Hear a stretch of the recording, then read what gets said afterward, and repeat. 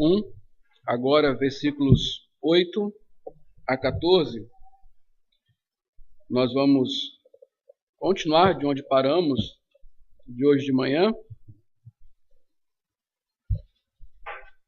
e vamos ver um segundo momento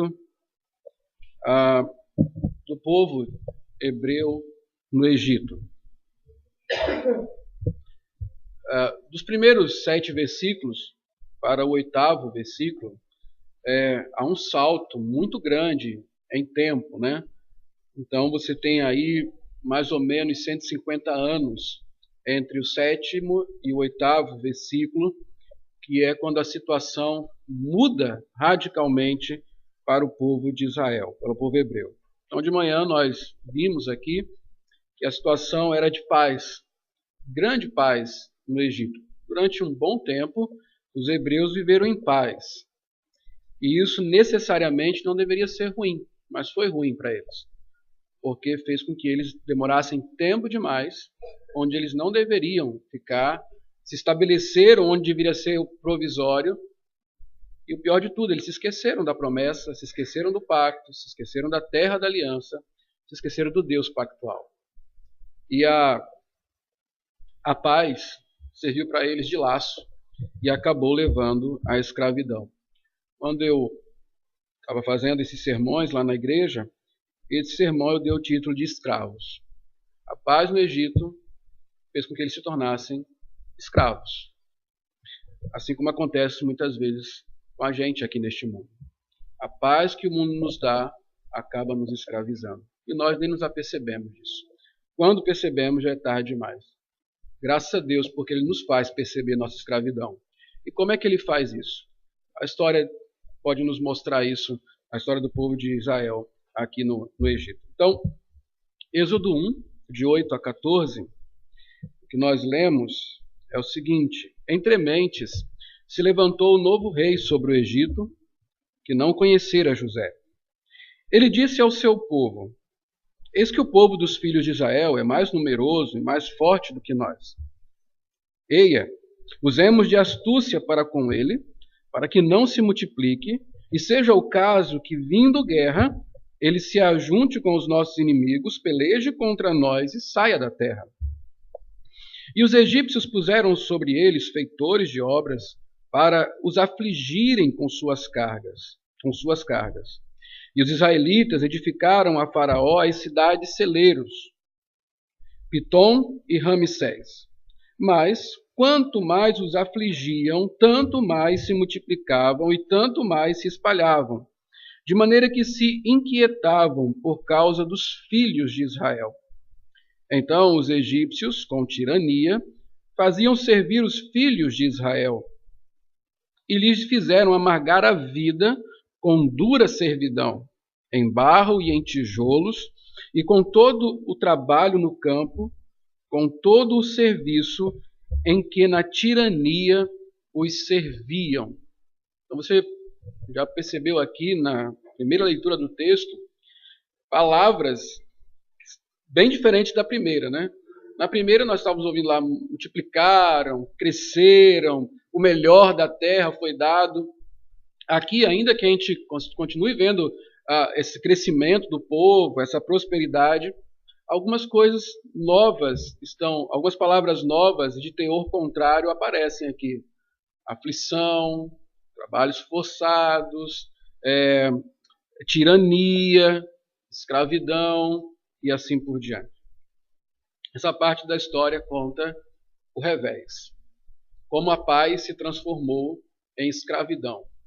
Como o melhor da terra se tornou um lugar de aflição, de dor e de morte. Nós podemos lembrar algumas coisas aqui que aconteceram no Egito. Aquele povo não foi apenas escravizado. Na verdade, uma nova dinastia, diferente da dinastia que conhecia José. E esse conhecer aqui não é que não sabia historicamente quem era José, mas não considerava o que José tinha feito. Não tinha gratidão pelo que José tinha feito. Então, essa nova dinastia, vez por vez, começou a criar estratégias para escravizar o povo e impedir o crescimento do povo. Eles queriam que o povo ficasse no Egito, porque era interessante para eles, mas ele não queria mais que o povo crescesse. O primeiro plano do faraó foi a escravidão, o trabalho forçado. Depois disso, foi matança, matar filhos, para que não se propagasse. É interessante que o faraó queria que os israelitas ficassem lá, mas sem homens, porque seria muito mais fácil dominar um povo que não tivesse homens. E é interessante nós olharmos a história como o mundo tenta tirar da sociedade os homens. É muito mais fácil dominar uma sociedade que não tem homens. E vocês que são homens devem sempre estar atentos para isso. Por que há tanto um esforço para castrarem os homens, né? Tornarem os homens menos homens do que eles devem ser?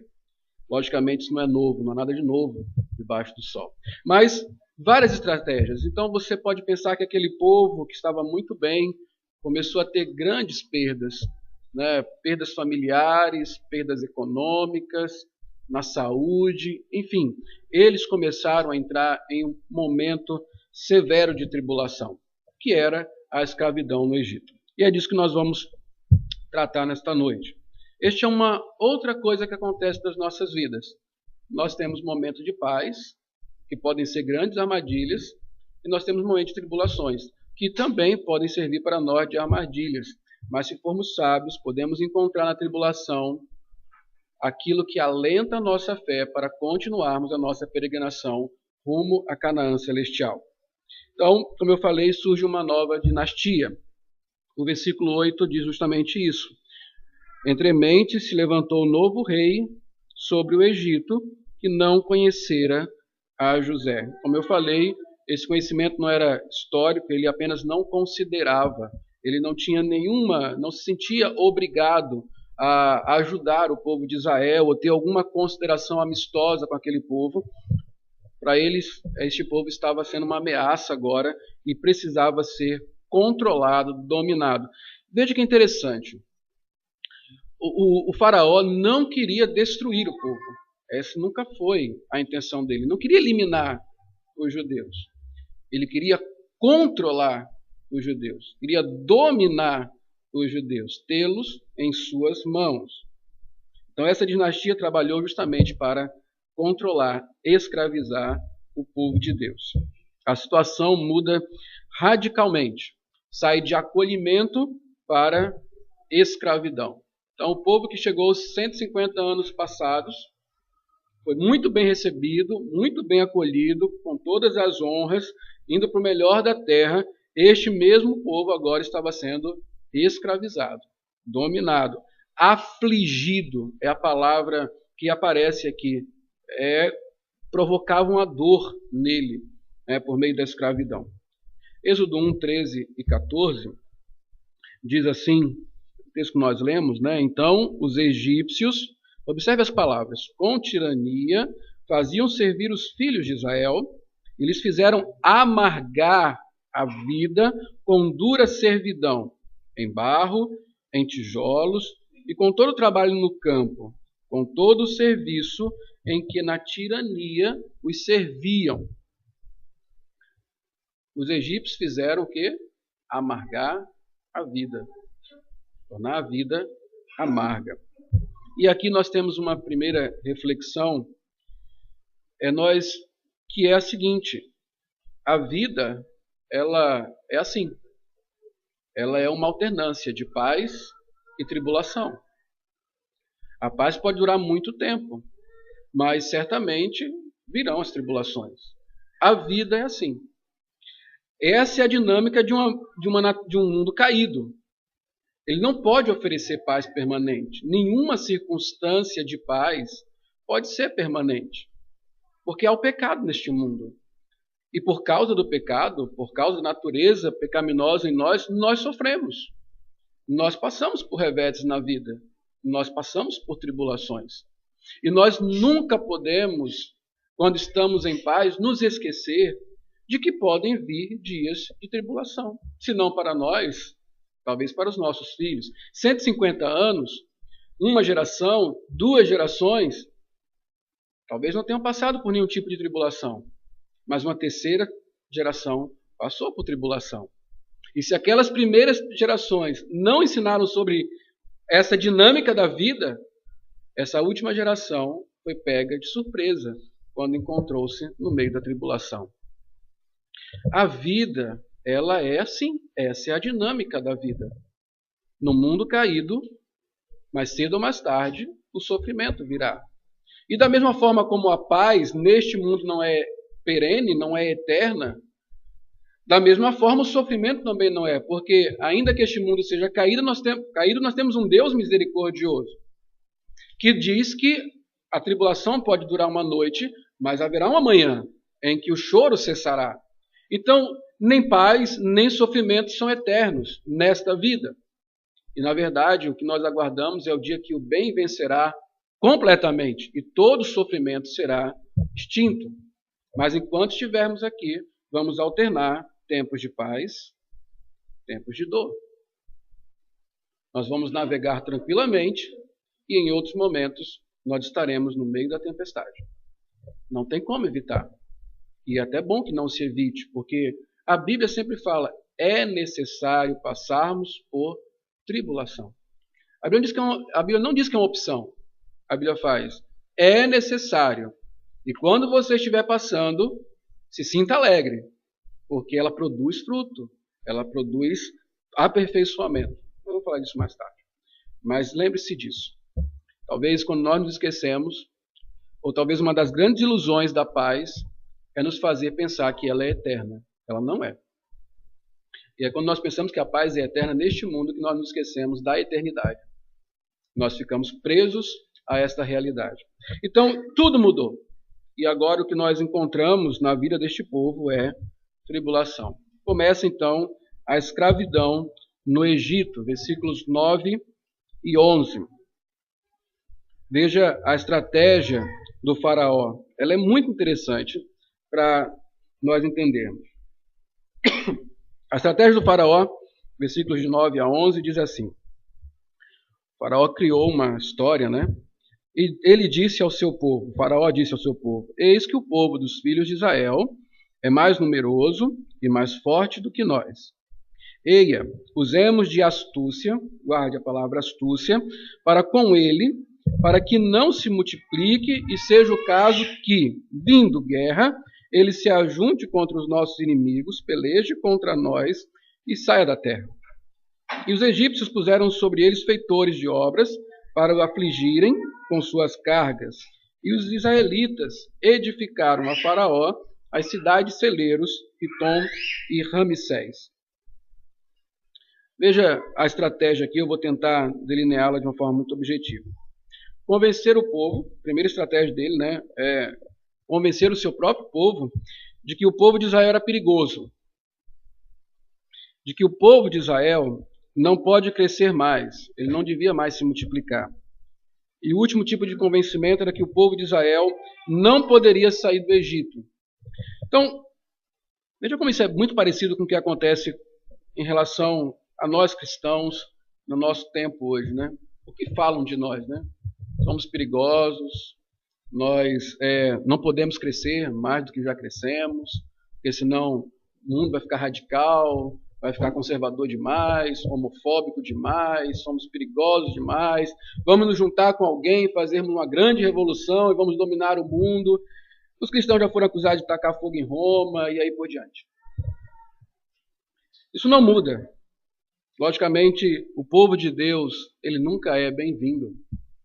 O povo de Deus nunca é bem-vindo.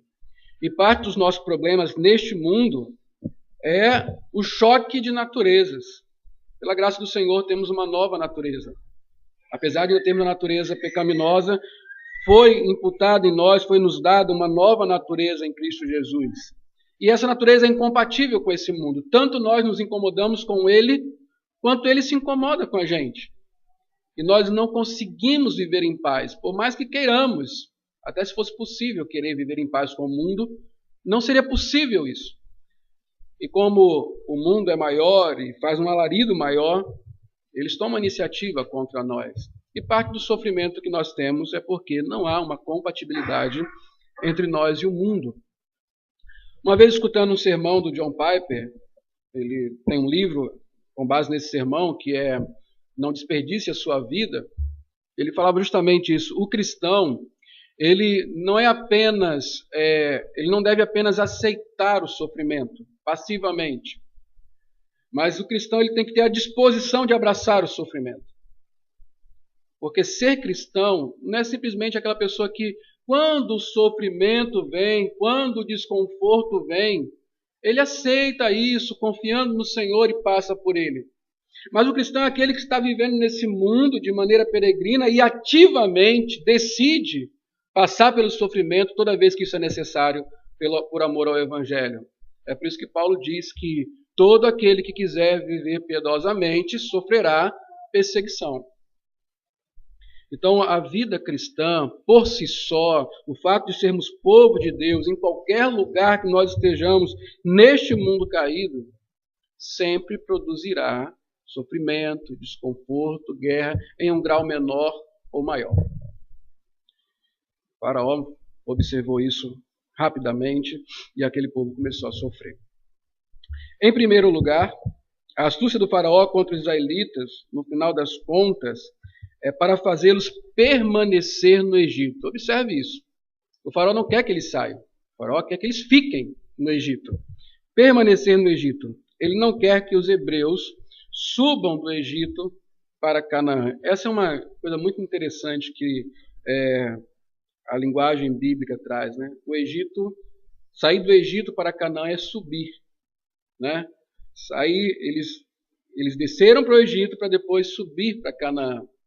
E quando Deus promete o seu livramento para o povo, ele fala assim: eu ouvi o clamor do meu povo, ouvi o seu gemido, eu vi as suas aflições, por isso resolvi descer para fazê-los subir.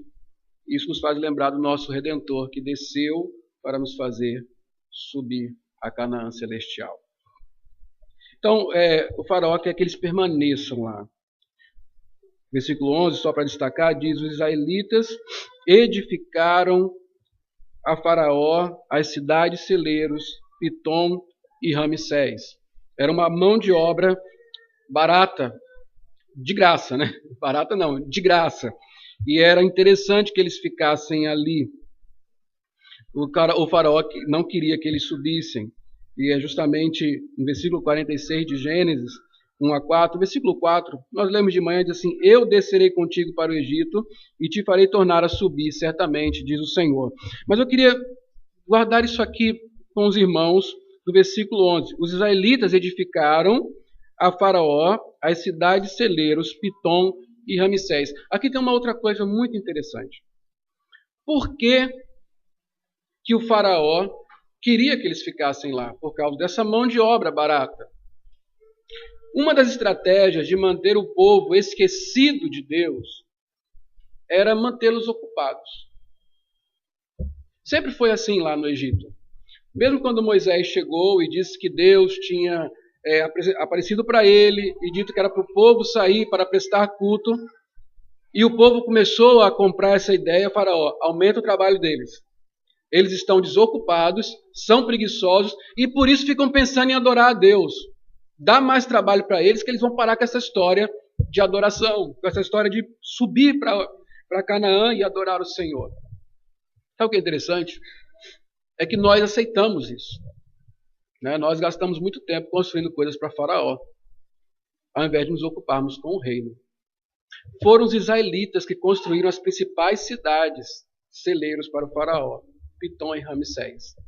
Ocupados com este mundo, ocupados em fazer a obra para o Faraó, eles estavam esquecidos de continuar a vida com Deus. Você muitas vezes não se sente ocupado demais para Deus? Né? Às vezes que é assim a vida, temos tantos projetos, tantos planos, tantas ideias, tantos ideais, mas que dizem respeito simplesmente a este mundo. E nos ocupamos com isso. E justificamos, fazemos com excelência, porque a excelência glorifica a Deus. E de fato, nós temos que fazer tudo com excelência, desde que essa excelência não nos afaste do principal, o reino do Senhor, a sua justiça, que deve ser a prioridade em nossas vidas. Não importa o que isso custe. O resto é acessório. O resto é ornamento. Buscar em primeiro lugar o reino de Deus e as demais coisas, sua justiça, e as demais coisas vos serão acrescentadas. As outras coisas são acessórios. Mas uma estratégia do mundo é dizer, você precisa se ocupar, você precisa construir, você precisa conquistar, você precisa se estabelecer.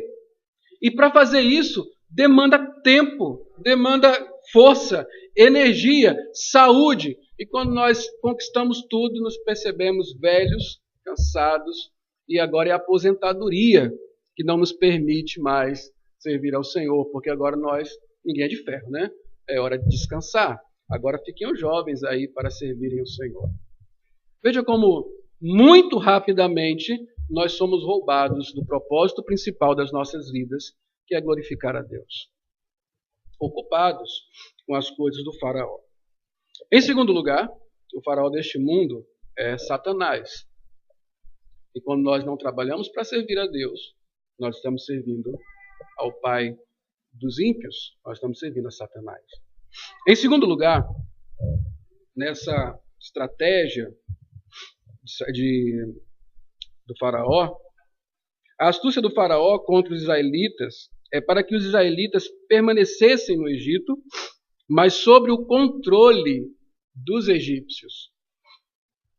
Eles têm que ficar, mas não podem crescer. Eles têm que ficar, mas não podem ser livres. Interessante isso, né? Nós somos interessantes para o mundo, desde que dentro do controle do mundo. Nós não podemos crescer tanto. Nós não podemos ser livres. E o mundo que fala da liberdade é o mundo mais escravizador que tem. É o mundo mais escravizador que tem. Estava num curso agora de aconselhamento. Não se ofendam, mulheres. E o professor perguntou assim, por que as mulheres fazem chapinha? Aí vem aquelas histórias. Não, porque é mais fácil de pentear, é por causa disso, por causa daquilo outro. Mas se a moda mudar? Não importa se é fácil ou difícil de pentear. Todo mundo vai mudar o cabelo. Porque nós dizemos-nos livres, mas nós nos escravizamos. Isso é o mínimo. Isso é o mínimo. O tipo de cabelo que a gente usa é o mínimo. Mas nós somos escravizados por uma cultura, somos escravizados por uma ideologia que está conosco desde o nosso nascimento. É bom lembrarmos que 150 anos já se passaram aqui. Muitas daquelas pessoas nunca viram Canaã. Elas nasceram no Egito. Foram aculturadas no Egito. Os únicos deuses que conheciam eram os deuses do Egito. Mas ainda era povo de Deus. Estavam controlados, estavam dominados. E esse é o interesse do mundo. A melhor forma de o mundo nos ter com ele é nos mantendo livres, mas sob o seu controle. Então, meus irmãos, o que nós temos que viver neste mundo é com essa desconfiança constante. Será que nós entramos no sistema? Será que finalmente o mundo nos tem aqui sob o seu controle? Como é que está a vida? O que eu estou disposto a negociar? Ou, na verdade, o que eu estou disposto a pagar para ser realmente povo de Deus, fiel a Ele? Muitos de nós, né? Eu falei para a igreja, até conhecer Cristo eu não sabia outra realidade senão o pecado, senão do mundo. Era nisso que eu encontrava prazer, era nele que estavam os meus sonhos, mas isso custa muito caro. E a secularização entra na igreja e nos faz escravos. Porque a secularização traz uma certa paz, mas depois ela nos cobra com a escravidão que nos faz sofrer. É só uma questão de tempo. Pode durar 150 anos, mas o sofrimento virá por conta da escravidão. Por conta desta paz do mundo, esta paz que é passageira. Ocupados demais com as coisas do Egito. Essa era a intenção do faraó, ocupar o povo com as coisas do Egito. Observe, só para você entender isso com mais profundidade, Êxodo capítulo 5, já é um outro faraó, né? Muito mais na frente. Versos de 6 a 9. Êxodo 5, 6 a 9. Demorou bastante tempo. Aqui tem pelo menos 80 anos, porque foi quando Moisés voltou de Midian para o Egito. Então, 80 anos pelo menos desde o nascimento de Moisés. Então fala assim: naquele mesmo dia, pois, deu ordem Faraó aos superintendentes do povo e aos seus capatazes, dizendo: daqui em diante não torneis a dar palha ao povo para fazer tijolos, como antes. Eles mesmos que vão e ajuntem para si a palha.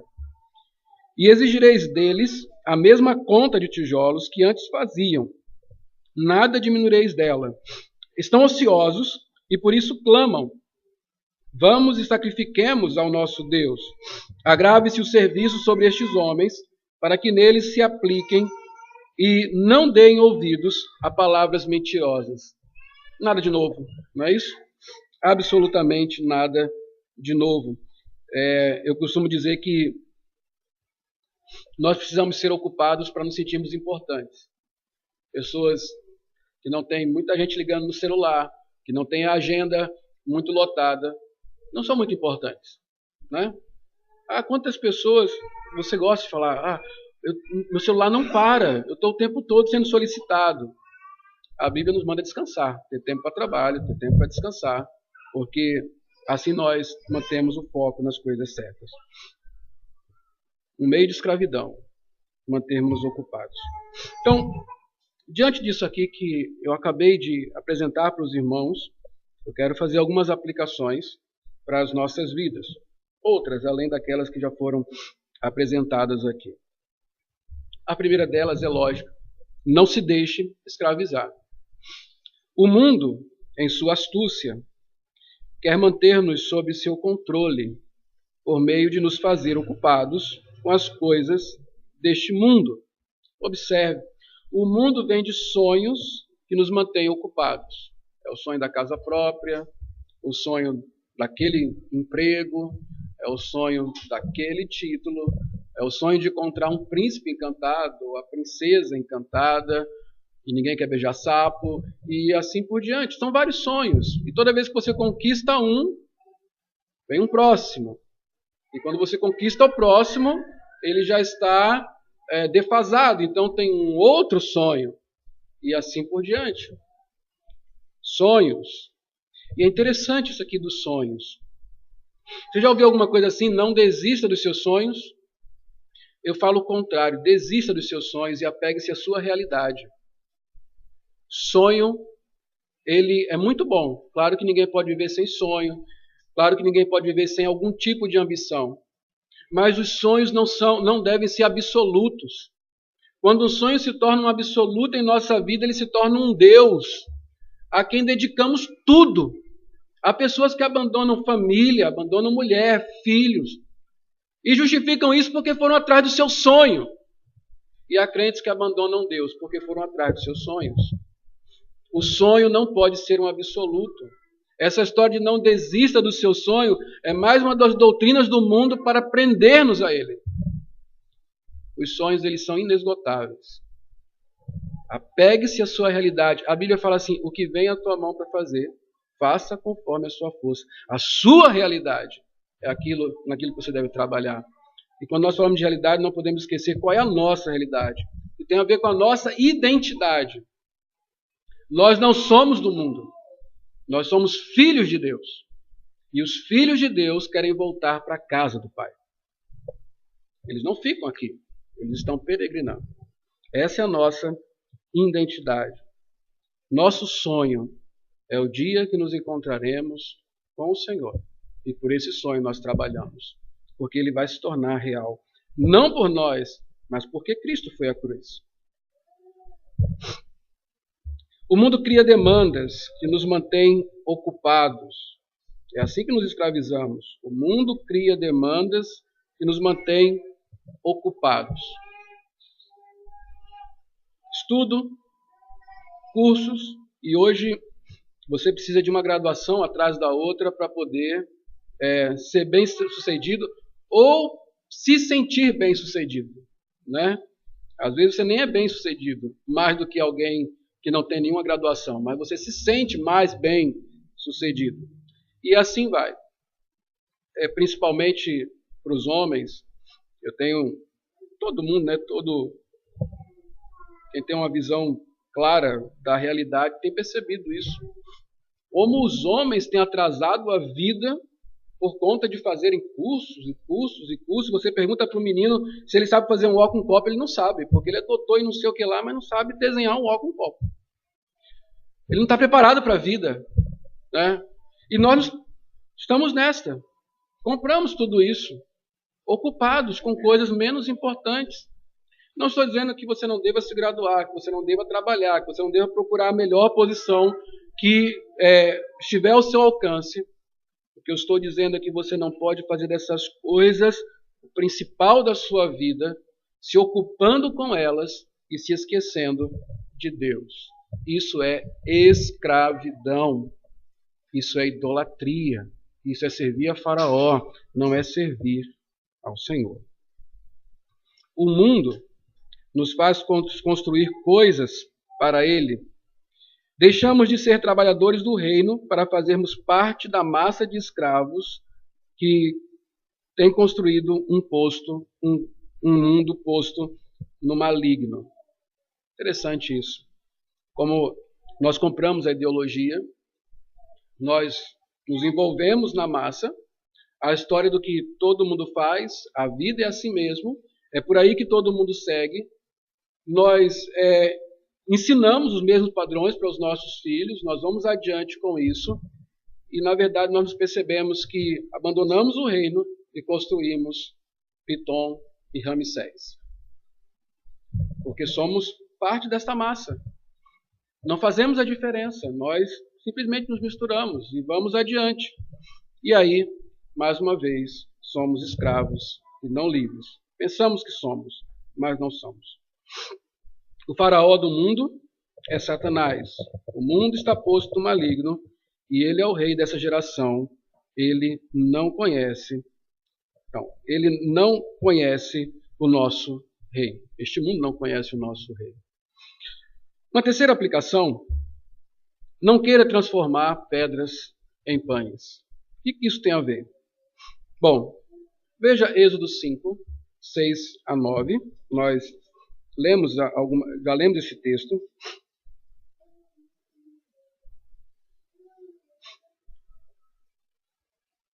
O faraó, então, só para você ter ele em mente, aumenta o trabalho para o povo não pensar em Deus, para o povo não pensar em servir ao Senhor. Nós vemos uma coisa muito semelhante, bem interessante, a tentação do Senhor Jesus Cristo. Sobretudo, a primeira tentação. Quando, depois de 40 dias, tendo jejuado, e 40 dias e 40 noites em jejum, Satanás aparece para o Senhor Jesus e diz para ele: se tu és filho de Deus, transforme as pedras em pães. E não havia nenhuma dúvida para Satanás se Jesus era o Filho de Deus. A expressão seria melhor assim: uma vez que você é filho de Deus, transforme as pedras em pães. Então Jesus, com muita objetividade, tendo a palavra em sua mente, responde: nem só de pão viverá o homem, mas de toda a palavra que procede da boca de Deus. Você e eu somos todos os dias tentados a transformar pedras em pães, a fazer aquilo que não nos pertence fazer, mas pertence a Deus. Todos os dias somos desafiados para este mundo para mostrar que podemos viver nele em melhores condições que qualquer outro. Até uma teologia para isso, teologia da prosperidade. Isso é o cume dela, é o extremo de uma vida que visa a prosperidade. É a teologia da prosperidade. Mas em graus menores, muitas vezes nós vivemos isso. Estamos aqui neste mundo, nos esforçando para ter uma vida melhor, nos esforçando para ter aquilo que é o nosso alimento, o que vestir, o que comer. Mas isso não compete a nós. Quem diz que nós estamos aqui para prover-nos? Nós não estamos aqui para isso. O ensino da palavra de Deus é que nós temos que olhar para as aves do céu. Elas são providas constantemente, diariamente. Elas não precisam trabalhar para isso. A grande ilusão e a grande tentação é: transforme pedras em pães. Nós não precisamos disso, nós vivemos só a palavra de Deus. Este é o nosso alimento. Não apenas a palavra que está aqui, que nos dá as promessas, que nos corrige, que nos transforma, mas o simples fato de crermos que o pão que está à nossa mesa, que a roupa que vestimos, que o emprego que temos, que os sonhos que podemos realizar, os degraus que vamos conquistar, são todos pela providência de Deus e pela sua declaração. Se Deus disse no seu plano que isso vai acontecer, vai acontecer. Nesta vida, a única preocupação que me é dada é com o reino de Deus.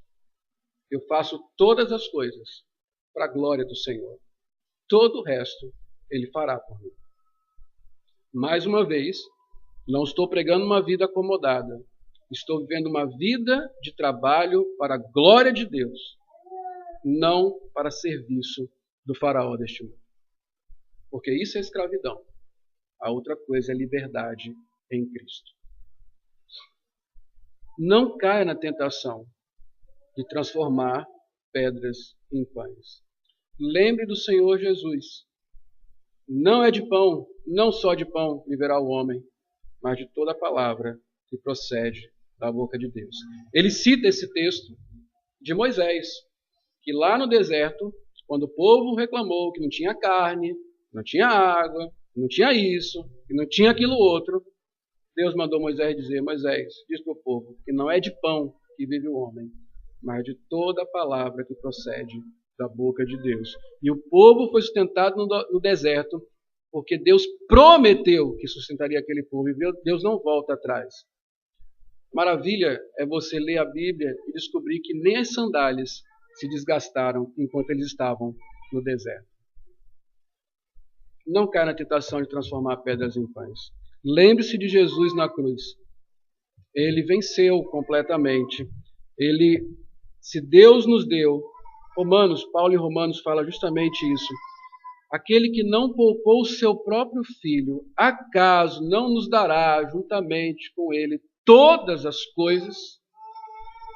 Se Deus não reteve sua mão ao entregar o seu próprio filho, mas generosamente, abundantemente, derramou a sua graça através de Jesus Cristo, o que é para Deus nos sustentar?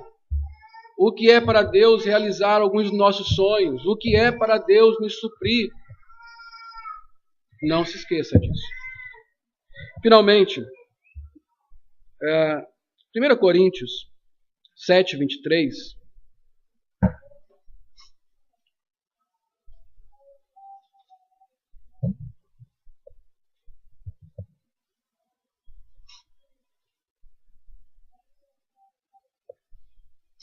Primeiros Coríntios 7, 23.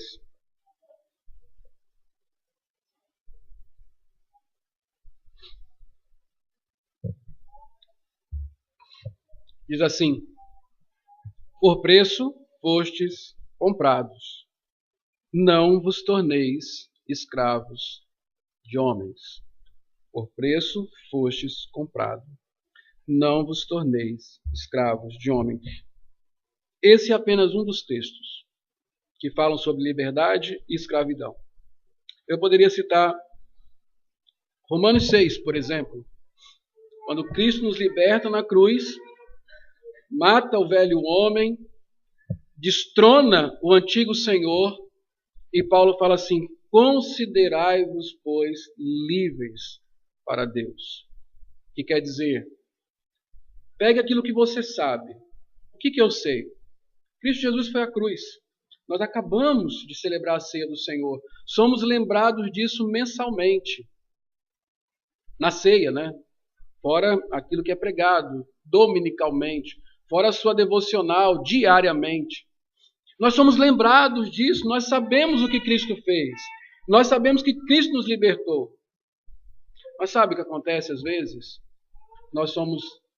Abrem as prisões, e nós nos esquecemos de sair lá de dentro.